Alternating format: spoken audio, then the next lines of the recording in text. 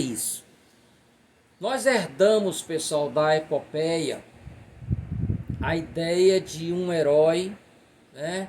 Um herói sem fissuras, um herói íntegro, maciço.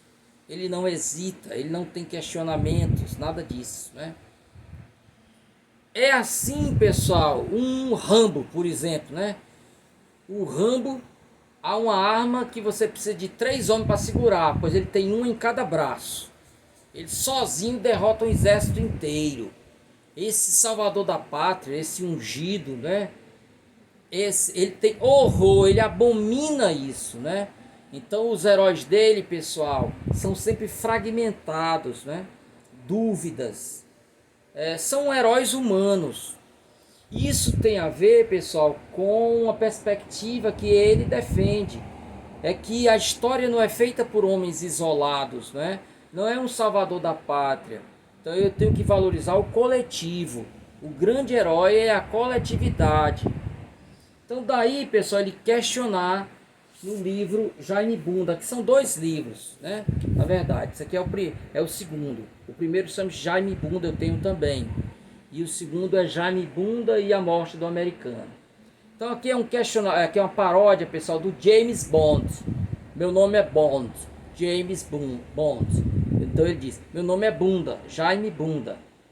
Bunda foi o apelido que ele ganhou porque ele tem os quartos avantajados aí, né? A traseira bem larga. Tanto é que daí vocês têm o traseiro dele aqui, né? Então ele, como James Bond, ele também é um detetive. Só que ele é um detetive que, pessoal, que parece mais com aquele detetive do Atkins, do Mr. Bean, né? Aquele detetive que resolve as coisas sem querer. O Mário Fofoca, né? Personagem do Gustavo, né? Que morreu, acho que ano passado, né? Ou foi esse ano. Então, gente, ele resolve tudo atabalhoadamente. É um cara que tem a inteligência de uma formiga, né? Então, o James Bond verdadeiro, ele luta lá com não sei quantas pessoas sob a parede de uma hidrelétrica. Aí pega um avião, desce no telhado de um prédio, tira aquele sobretudo que ele tem debaixo, tá um smoke impecável. Ele pega só uma flor, coloca na lapela, nem um fio de cabelo dele tá fora do lugar, já desce e as mulheres todas atrás dele, né? Ele resolve tudo. Ele é um herói que só é qualidades, né? Não tem defeitos.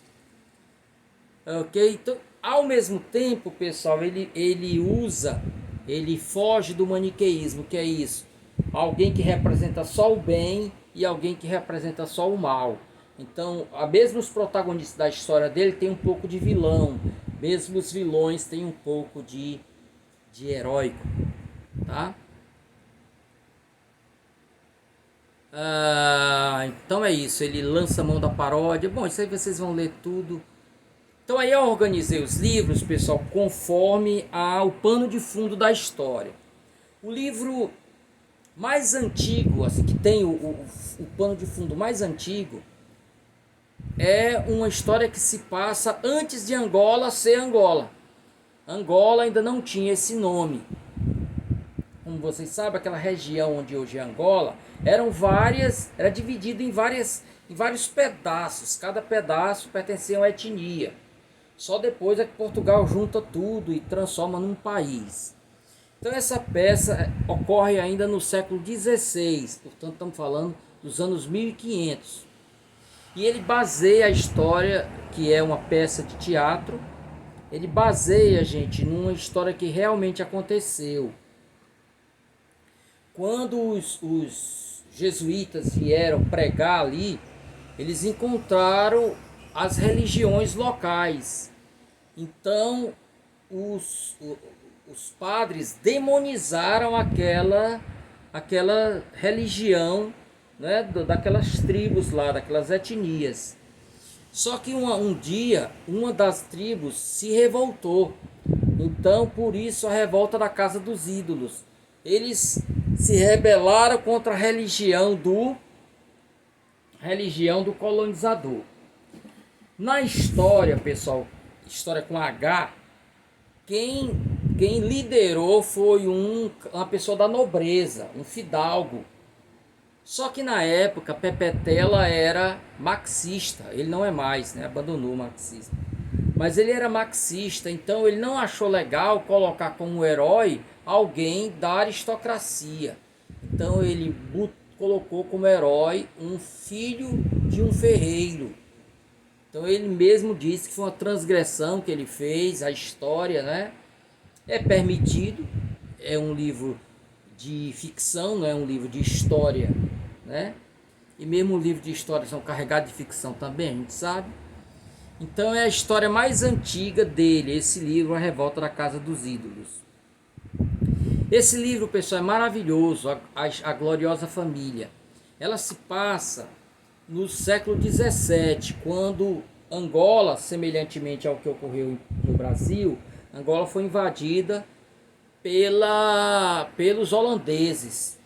Os brasileiros se juntaram com os portugueses e derrotaram os holandeses. Então o herói dele é um holandês muito malandro, que consegue acender uma vela para Deus e para o diabo. Como assim? Ele tanto está do lado dos holandeses, como está do lado dos portugueses. Então mesmo quando os holandeses são expulsos, ele continua lá. E ele, muito malaca, tem envolvimento com as escravas, né? Além da mulher legítima dele, com as escravas, e tem vários filhos, tanto com as escravas como com a mulher mesmo dele. E cada capítulo, pessoal, é contado por um dos filhos dele. Não, desculpa. Tem como centro um dos filhos dele. Mas quem conta a história, essa é uma coisa interessante. Quem conta a história é um escravo mudo e analfabeto. Aí você é um escravo mudo, analfabeto, né? Eu não sei se é cego também. Então ele cria, pessoal, um narrador impossível. Se é um narrador analfabeto, como é que ele escreveu a história, pessoal? Aí vocês vão dizer, não, ele falou para alguém e a pessoa escreveu. Mas como ele falou se ele era mudo? Então ele usou sinais. Mas você usando sinais, pessoal, você não consegue trazer detalhes, né, da história. E sendo um escravo, ele jamais teria participado dos eventos que são contados, porque envolve pessoas que estão ali na aristocracia e tal, né? Pessoas que não estão na senzala, como eles chamam lá, senzala. Então ele cria um narrador impossível. Isso, pessoal, é uma forma de Pepetela zombar das crônicas portuguesas. Na época que houve a invasão holandesa, um português chamado Cadornega contou essa história, exaltando Portugal, denegrindo, essa palavra é terrível, né? Rebaixando os holandeses e elevando os portugueses. Então, o que ele está dizendo é, essa história que Cadornega contou é totalmente mentirosa. Se é para mentir, pois eu vou inventar aqui uma mentira muito bem contada, né? Então, você, se fosse perguntar a ele, ele diria, sei não, só sei que foi assim, né? Então, cada capítulo dá destaque a um dos filhos ilegítimos de Vandum, né? Os seus filhos de quintal. Tem uma determinada cena lá que você vê uma delas, né, produzindo uma receita que ele mistura ingredientes africanos com ingredientes da culinária europeia, né? Então isso é uma maneira também de falar dessa cultura mista, de como os holandeses contribuíram também com a cultura da Holanda. Pepetela escreve Aca, que é um livro fenomenal, mais ou menos assim desse tamanho aqui, eu tenho também, que conta a história, pessoal, mais ou menos ao longo de 100 anos, né, da história de Angola. Então, ela vai desde 1890 até 1975, que é quando o país se torna independente. A graça do livro está na maneira como ele dividiu. Foi um projeto mesmo, gente. Ele pensou, racionalizou, vou fazer uma obra desse jeito. O pessoal que lê a Bíblia aí tem aquela famosa, aquela estátua lá que aparece, acho que é no livro de Daniel, né? Em que cada parte da estátua é feita por um metal diferente, um material diferente, cada um deles representando um dos grandes reinos do mundo, né? Então, dos grandes impérios, Império Babilônico, Império Romano, né? Cada parte da estátua. Assim também é a estátua dele. Só que em vez de ser feito de materiais diferentes, o que ele faz é que cada capítulo é um pedaço da estátua. E cada capítulo representa um momento histórico de Portugal que tem a relação com essa parte da estátua explorada. Vamos ver melhor. A boca, que é a primeira parte, representa o ultimato inglês. O que foi isso, pessoal? Portugal queria ele era dono de Angola e era dono de Moçambique. E no meio tinha o Zaire. Ele queria se apossar do Zaire e assim ele teria uma passagem do Oceano Atlântico até o Oceano Índico, né? Só que a Inglaterra tinha interesse em ter esse corredor que ia para o sul do continente. Então ele mandou simplesmente Portugal sair dali, senão ia sofrer penosas baixas, né? Como Portugal sempre dependeu da Inglaterra e tinha um poderio bélico dezenas de vezes inferior, o rei de Portugal baixou a cabeça, pôs o rabo entre as pernas e saiu ganindo, né?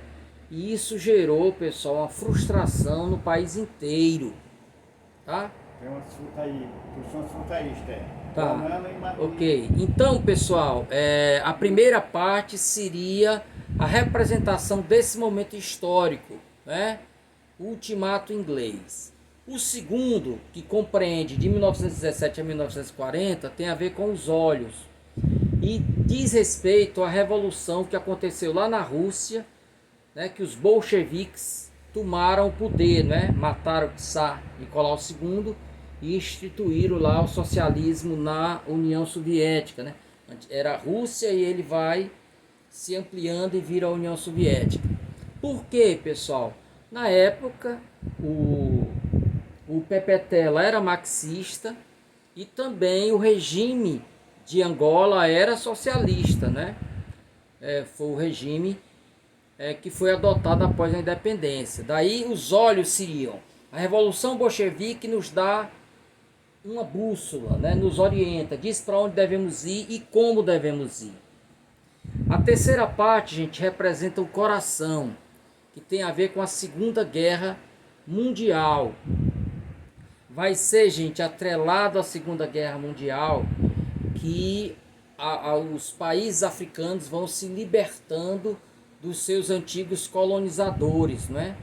Como a Europa estava destruída, não havia como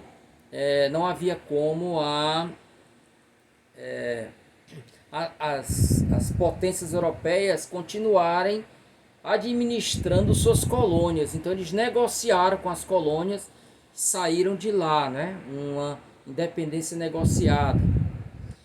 Então, a partir daí é que há o interesse, o desejo, o sonho de Angola se tornar independente também. O sexo, pessoal, corresponde aos anos de 61 a 1974. Foi o tempo, foi durante esse período que Angola lutou contra Portugal para se tornar independente. Por que sexo, pessoal? Porque representa a geração de um país novo, de uma representação, a representação de um novo país que está surgindo. E finalmente as pernas significam a independência do país. O país poderá andar sobre suas próprias pernas, já não vai ser mandado mais por Portugal, ok? Então é um livro muito interessante que conta, pessoal, cinco gerações de uma família portuguesa. Então, desde o Oscar, né, que vem morar em Angola, então o seu filho, o seu neto, o seu bisneto e o seu tetraneto, não é? Que a gente chama de tataraneto, né? O seu trisneto ou tataraneto, né, como a gente chama. Então, cada geração dessa, pessoal, representa uma relação do europeu para com do português para com Angola. Então Oscar é terrível, Alexandre também, né? Notem aí os nomes, né? Alexandre remonta a Alexandre o Grande, Aquiles remonta ao Deus, é porque ele era um semideus, né? Aquiles na verdade era filho de um mortal, né? Com a deusa Tétis, a deusa das águas, né? Ele era um semideus. Então, Oscar, Alexandre, Aquiles, Xandinho, até chegar em Joel. Joel, pessoal, ele rompe com essa relação soberba, né? Joel já é totalmente angolano. Tanto é assim que ele esconde as pessoas que estão lutando contra o português, né? E essa estátua, pessoal, chega junto com o Oscar, né? E vai se quebrar no final, ela vai se partir. Então ela é a representação do próprio colonizador, né? Então daí o caráter simbólico do texto. As Aventuras de Nigunga, gente, que foi o primeiro livro que ele produziu, é um livro que conta a história de um menino que entra aos 13 anos na luta armada, menino ainda, e ele vai acompanhar, pessoal, os bastidores da guerra. Vai ver muita covardia, traição, não é? Então é uma leitura crítica, né? De muitas pessoas que entraram na guerra com interesses totalmente comezinhos, até totalmente egoístas, né? Pessoas que pegavam o dinheiro e... Bom, então é uma abordagem, ao mesmo tempo é visto como um Bildungsroman, porque ele vai acompanhando o crescimento dessa criança, né? Bildungsroman build é construir, né? Building é o edifício, né? Então, build é construir, o verbo construir, né? Então, como a pessoa vai se formando por dentro. O romance, chamado de romance de formação, ou Bildungsroman, é aquele que vai acompanhando a trajetória de evolução interna do personagem. Praticamente não temos Bildungsroman no Brasil. Alguns colocam o Ateneu, talvez, como um exemplo, né? Então, um bom exemplo seria Retrato de um Artista Quanto Jovem, de James Joyce. Moana Puó, gente, é uma história que tem essa máscara que vocês estão vendo aí.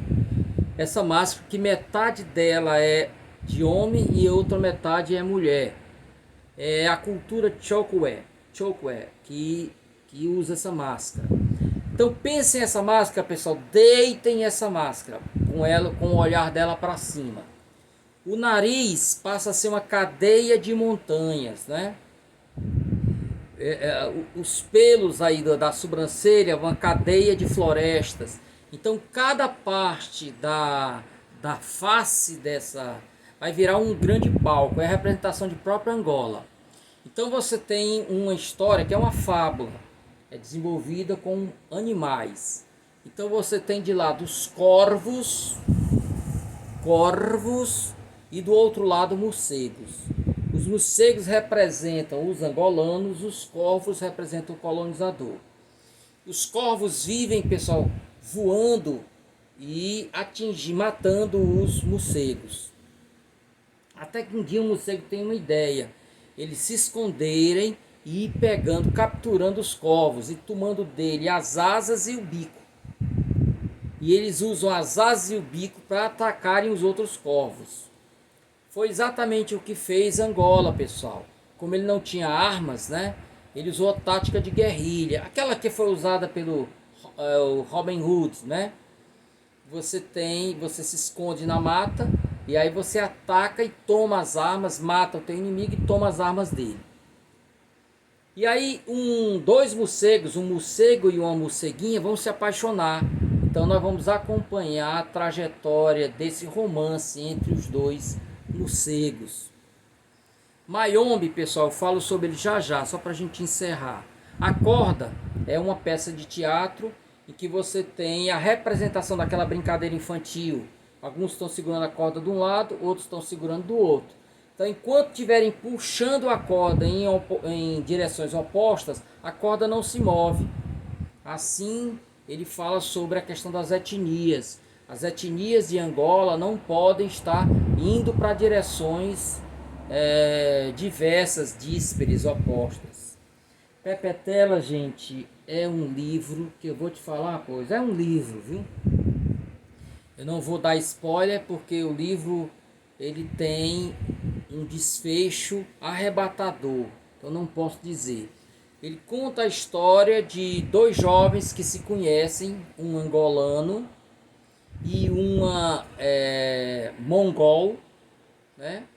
Não sei se chama-se mongol mesmo ou mongolesa, não sei. O certo é que eles dois se apaixonam, né, e começam a viver um romance. Ambos foram para a União Soviética para estudar a questão do marxismo, do socialismo e tudo. Só que quando o pai descobre, manda um avião para levar a filha, porque ela é filha de um grande funcionário da burocracia mongol, né? Então ele, pessoal, tem a ilusão de que o fato dos dois países serem socialistas, né, esse preconceito acabou. A maneira como a história continua, gente, eu recomendo a todos. O Cão e os Caluandas nada mais é do que um repórter que sai à procura de um cão. E aí ele acaba não encontrando esse cão, né? Mas o bom não é o desfecho da história, é o processo da procura. A maneira como cada pessoa vai falar sobre esse cão, né? É um livro interessante para pensar como, depois da independência, Angola se tornou um país corrupto. As elites viraram as costas para a população. A geração da utopia, pessoal, é um balanço que ele faz. Eu acho que ele já não era mais marxista. Acho que não, ele já não era mais. Ele faz um balanço, pessoal, daqueles antigos sonhos da época em que ele lutava, né? Não ele usa outras pessoas, mas é biográfico o texto, sem dúvida. Ele vai acompanhar como essas pessoas que sonharam, né? Eles se perderam, né? Então, a geração da utopia, ele vai acompanhar essas pessoas, né, que lutaram lá nos anos 60 e em que eles se transformaram. O Desejo de Kianda, gente, é um livro fabuloso. Kianda é sereia. Então, o que é que acontece, gente? Começam a ocorrer no país inteiro, num determinado local, começam a ocorrer desmoronamentos de edifícios. Eles começam a rachar. E aí uma menina chamada Cassandra, ela escuta vozes. As antigas sereias dizem que eles estão fazendo isso porque as lagoas onde elas moravam foram aterradas para construir esses prédios, né? Bom, e aí, gente, só para fechar, eu sei que nós já estamos bem longo aí, já estamos com bastante tempo, mas eu quero mostrar para vocês, só falar muito rapidamente sobre este livro chamado Mayombe. Mayombe, pessoal, existe mesmo. Mayombe é uma floresta, assim como a amazônica. É uma floresta que é internacional, porque ela não é só em Angola, ela pega uma parte do Congo, eu não sei se é uma parte do Zaire, né? Então ela é internacional. Então nesse local estão, pessoal, alguns soldados angolanos que vão atacar o quartel dos portugueses. Então, eles estão escondidos ali pelas matas. E o livro todo, a importância do livro é mostrar a fragmentação desse exército, gente. Como é um exército, um exército não, uma brigada, uma tropa feita por pessoas de etnias diferentes, a maneira como cada um olha para o outro de maneira desconfiada, né? O personagem principal, gente, que é o Sem Medo, né? É muito interessante esse personagem. Ele tá muito, marca muito aquilo que eu estava falando para vocês do herói não monolítico, um herói cheio de fissuras. Ele tem dúvidas, ele tem hesitações, né? Então ele, por exemplo, ele não acredita nessa utopia de que o país, quando vencer aquela luta, né, vai se tornar um país melhor. Ele já vê que a corrupção, né, é que vai dar as cartas. E aí cada personagem, pessoal, muitos personagens eles não têm um nome verdadeiro, né? Aliás, isso era uma tática também usada nas guerrilhas. Porque se um deles fosse apanhado, ele não saberia nada do outro, né? Não conseguiria dedurar o outro. Então, eles usavam nomes falsos. Então, comandante sem medo, comissário político, teoria. Esse teoria, pessoal, ele tem muito do próprio Pepetela, é o professor dos soldados. Então, a gente observa lá dentro que um cidadão, mesmo que esteja hierarquicamente abaixo de outro, se ele pertencer a determinada etnia, ele se acha que não deve receber ordem do outro, porque o outro é de uma etnia, entre aspas, inferior a dele. Mas pior do que você pertencer a uma etnia, e pior mesmo do que você ser um mestiço, quer dizer,